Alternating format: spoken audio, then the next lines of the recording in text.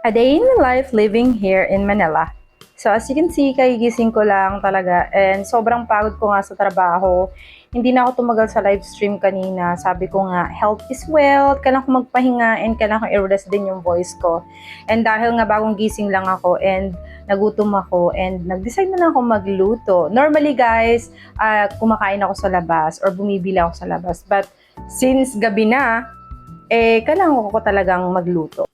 So, syempre, ang aking lulutuin ngayon is yung spam na lagi kong binibili and this is one of my favorite kasi sobrang easy niya lang gawin kasi tinutoast ko lang siya. 10 minutes ko lang siya niluluto and yung rice, 10 minutes lang din.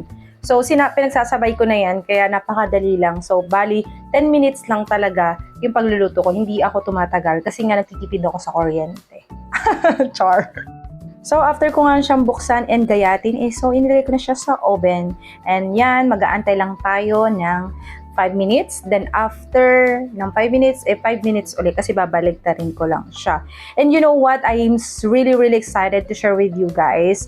Ayan, dumating na kasi yung hiniintay ko, yung electric stove ko. Kasi nga nasira yung induction ko, kaya bumili na lang ako ng electric stove. Sobrang mura lang niya, napaka-easy lang din magluto. And ayan, ito pala yung rice na ginagamit ko. Medyo pricey itong rice na to, but health is wealth nga, 'di ba? And ayoko din kasing tumaba, kaya ito yung ginagamit kong rice. So while we're waiting, ayan, nanonood muna ako ng mga video sa TikTok. And nakita ko nga itong yung kay Tito Mars and kay Quindura, nagpaparinigan sila sa Showtime, si Quindura, about kay Tito Mars. Ayun, di ba? Naging marites ako, oh my God!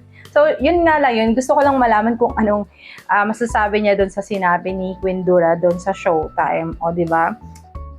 Grabe ako. Naging marites na ako. Char! So, syempre, after nyan, after ng 10 minutes, ayan, tapos na, kakain na ako. Kaya, let's eat! And, ayan, hanggang dito na lang for today's video. See you next time. Bye!